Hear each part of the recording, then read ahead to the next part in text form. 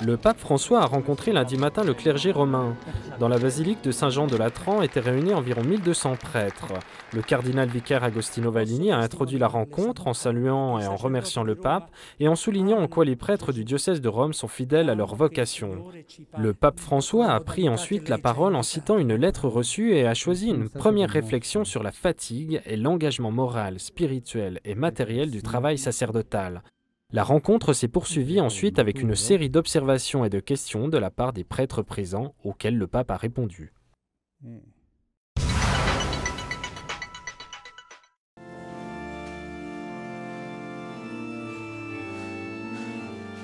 L'Église est une mère qui sait regarder de l'avant et sait protéger ses fils. Ainsi l'a souligné le pape François dans l'homélie de la messe ce mardi matin. Non finisce nel dialogo. Io e tu e il prete che mi dà il perdono. Notre réconciliation avec le Seigneur ne se conclut pas dans le dialogue « moi, toi et le prêtre qui me donne le pardon ». Elle se conclut quand lui nous renvoie à notre mère. C'est à ce moment-là que se conclut la réconciliation. Parce qu'il n'y a pas de chemin de vie, il n'y a pas de pardon, il n'y a pas de réconciliation en dehors de la mère Église. Et ainsi, en voyant cette veuve, me viennent en tête toutes ces choses un peu dans le désordre. Je vois dans cette veuve l'icône du veuvage de l'Église qui est en chemin pour trouver son époux.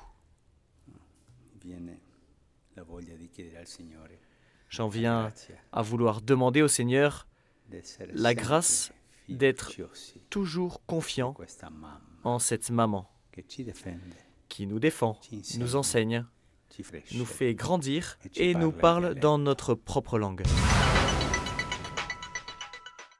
Les mères enseignent à leurs propres fils à marcher dans la vie, à se relever quand ils tombent, poussés par la force de l'amour. De la même manière, l'Église nous offre les enseignements pour bien cheminer et le pardon de Dieu quand on s'éloigne de la route principale. Voilà la réflexion proposée aujourd'hui par le pape François lors de l'audience générale.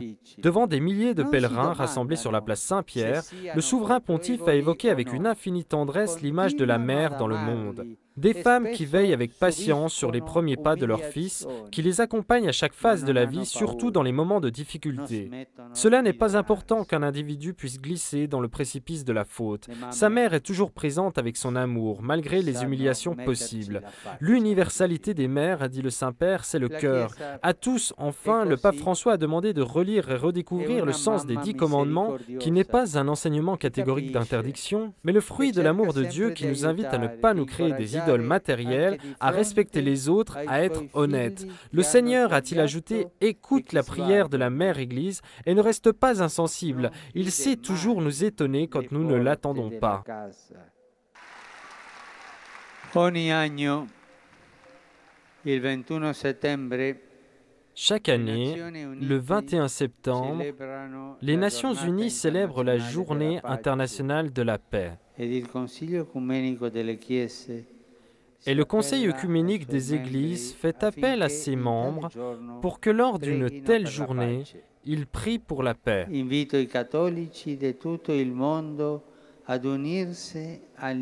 J'invite les catholiques du monde entier à s'unir aux autres chrétiens pour continuer à implorer Dieu d'apporter le don de la paix dans les lieux les plus tourmentés de notre planète. Puisse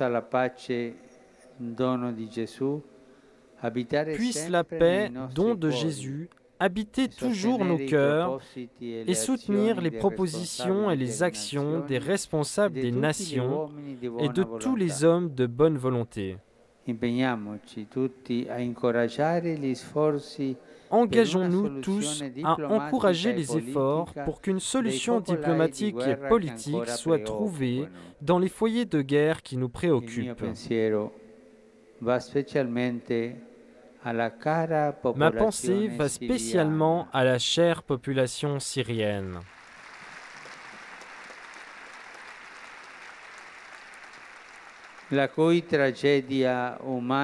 Cette tragédie humaine peut être résolue seulement par le dialogue et les négociations, dans le respect de la justice et de la dignité de chaque personne, spécialement les plus faibles et les sans défense.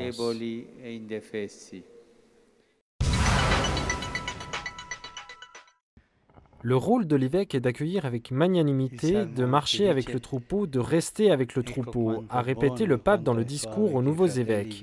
Plus particulièrement, le pape François a souligné l'importance de rester au milieu des gens. Descendez au milieu de vos fidèles, même dans les périphéries de vos diocèses et dans toutes les périphéries existantes où il y a de la souffrance, des solitudes, des atteintes à la vie humaine.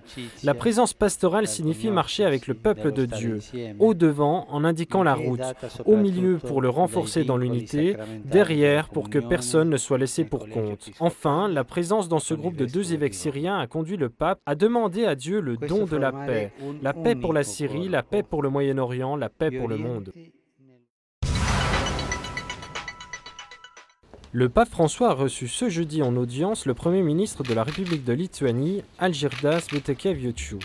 Au cours de cet entretien cordial, ils ont évoqué les bons rapports existants entre le Saint-Siège et la République de Lituanie, en particulier la contribution de l'Église catholique depuis des siècles sur le plan éducatif et social et en faveur de la famille.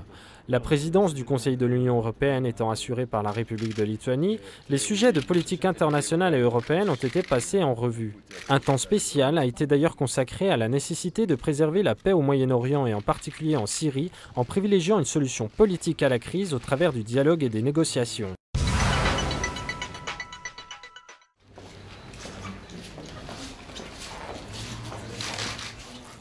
Le pape François a reçu János Áder, le président hongrois. La discussion a abordé la question de la situation internationale, particulièrement concernant les conséquences persistantes en Europe de la crise économique internationale, comme aussi la nécessité de prendre en considération ces problématiques éthiques et sociales. Enfin, des questions d'intérêt commun ont été abordées, notamment sur la sauvegarde de la création, l'engagement pour la paix et pour la liberté religieuse, avec une attention particulière à la situation en Syrie et aux problèmes des chrétiens au Moyen-Orient, soulignant le souhait que se poursuive la voie du dialogue et de la négociation pour mettre rapidement fin au conflit.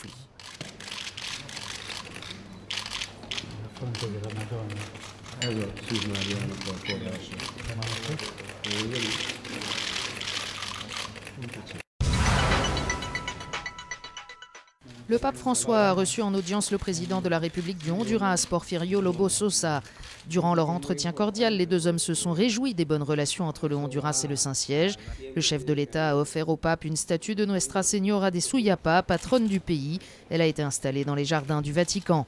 L'échange a ensuite porté sur la contribution précieuse de l'Église catholique à la vie du pays, spécialement dans les domaines de la santé et de l'éducation. Puis plusieurs sujets éthiques ont été évoqués comme la défense de la vie humaine et de la famille.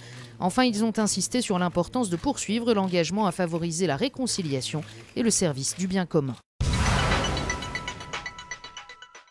Dire toujours oui à la vie parce que l'ouverture à la vie est une priorité pour la famille humaine, c'est ce qu'a dit le pape dans son discours à la Fédération internationale des associations de médecins catholiques. Chers amis médecins, vous qui êtes appelés à vous occuper de la vie humaine dans ses tout débuts, rappelez à tous par vos actes et par vos paroles qu'elle est toujours dans toutes ses phases et à tous les âges sacrée, qu'elle a une qualité intrinsèque. Et appuyez cela non par un discours de foi, mais par un discours de raison et de science, leur a dit le pape. Il n'y a pas une vie humaine plus sacrée qu'une autre, il n'y a pas de vie humaine qualitativement plus significative qu'une autre. La crédibilité d'un système sanitaire, a ajouté le pape François, ne se mesure pas seulement à son efficacité, mais d'abord à l'attention et l'amour envers les personnes dont la vie est toujours sacrée et inviolable.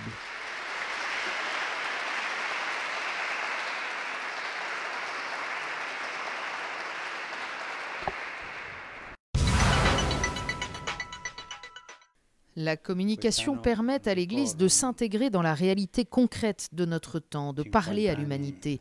C'est ce qu'a souligné le pape dans son discours à l'Assemblée plénière du Conseil pontifical des communications sociales. Pour l'Église, le dialogue avec les hommes et les femmes d'aujourd'hui est nécessaire pour comprendre leurs attentes, leurs doutes, leurs espérances. Ce sont des hommes et des femmes parfois un peu déçus par un christianisme qui leur paraît stérile et qui a des difficultés à communiquer de manière décisive le sens profond de la foi. Alors que les espaces de silence et de solitude se multiplient, l'Église peut faire émerger une présence qui écoute, dialogue, encourage, et ce, en utilisant les technologies et les réseaux sociaux. Une Église qui accompagne sur le chemin et qui se met en chemin avec tous. Nous ne voulons pas de ce système économique mondialisé qui nous fait tant de mal. C'est l'homme et la femme qui doivent être au centre, comme Dieu le veut, et pas l'argent. Là où il n'y a pas de travail, il n'y a pas de dignité. Lors de son premier rendez-vous à Cagliari, le pape a employé des paroles fortes après avoir entendu l'appel à l'aide d'un ouvrier au chômage de Sardaigne. Le pape a renoncé à son discours préparé pour demander au monde du travail de cette région accablée par la crise de ne pas se laisser voler l'espérance et de la nourrir par la solidarité et l'intelligence. Ils étaient plus de 20 000 à l'écouter sur le Largo Carlo Felice. Le pape François s'est fait proche de ceux qui souffrent en évoquant l'histoire de sa propre famille émigrée en Argentine après avoir tout perdu en Italie dans la crise des années 1930. Il a demandé à ses auditeurs du courage, mais en s'engageant à faire son maximum de son côté comme pasteur et comme homme, afin que son appel ne soit pas seulement une belle parole éphémère. Et le pape a conclu par une prière ardente « Seigneur, aide-nous à nous aider les uns les autres, fais que nous oublions un peu notre égoïsme et que nous sentions profondément ce nous, le peuple qui veut avancer, donne-nous du travail et apprends-nous à lutter pour le travail. » Mère, donne-nous ton regard, un regard de tendresse, un regard maternel dans lequel se reflète celui du Père et du Fils, un regard qui nous conduit vers Dieu, un don de Jésus sur la croix qui porte sur lui nos souffrances, nos luttes, notre péché. C'est par cette invocation que le pape François s'est adressé à la Vierge Marie depuis la place du sanctuaire de Notre-Dame de Bonaria à Cagliari, au cours de la messe qu'il a célébrée devant plus de 100 000 fidèles. Avant de confier les habitants de Sardaigne à leur patronne principale, le pape a demandé qu'à l'exemple de Marie, nous nous regardions entre nous de façon plus fraternelle, d'un regard qui cherche à accueillir, à accompagner, à protéger, y compris ceux pour qui nous avons instinctivement le moins de considération et qui en fait en ont le plus besoin, les plus délaissés, les malades, ceux qui n'ont pas de quoi vivre, les jeunes qui ne trouvent pas de travail. Ne vous faites pas voler ce regard de Marie, a conclu le pape François, par toutes les promesses illusoires, par ceux qui ont le regard avide d'une vie facile. Et ne nous lassons pas de frapper à la porte de Dieu dans la prière. Apportons jusqu'au cœur de Dieu par Marie toute notre vie, chaque jour. Bonjour, un peu plus de 6 mois après son élection, on commence à comprendre le fonctionnement du pape François. Celui que les cardinaux étaient allés chercher de son propre aveu au bout du monde n'a eu de cesse de surprendre par sa simplicité, par sa spontanéité.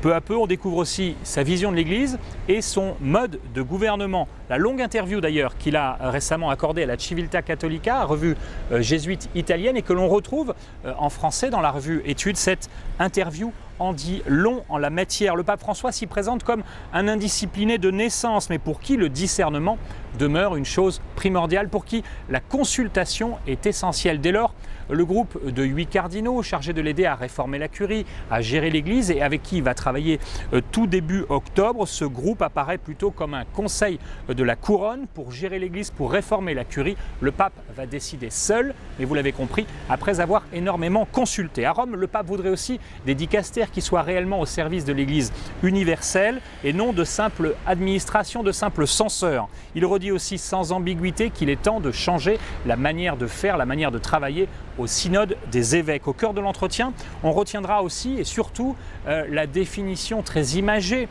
que donne le pape François de l'Église, un hôpital de campagne après la bataille. Il veut ainsi une Église qui soit capable de soigner les blessures, de réchauffer les cœurs des fidèles, qui ne se laissent pas enfermer dans des petits préceptes, et surtout il souhaite des ministres miséricordieux qui accompagnent les blessés de la vie. En outre, si le pape François retient que l'Église ne peut insister sans cesse seulement sur les questions liées à l'avortement, à la contraception, encore au mariage homosexuel, parce que sa position, dit-il, est connue de tous, eh bien le pape cependant n'est pas prêt à de grands bouleversements doctrinaux. Le pape veut donc des prêtres miséricordieux, il veut une Église plus collégiale, il vient de nommer 2 nouveaux responsables à la tête de 2 dicastères importants.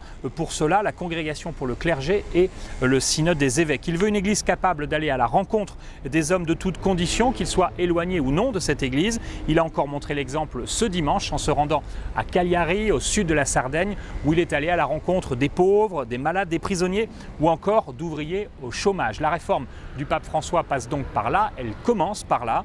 Et selon l'un de ses proches, les surprises ne devraient pas manquer dans les semaines, les mois à venir. Je vous dis à la semaine prochaine.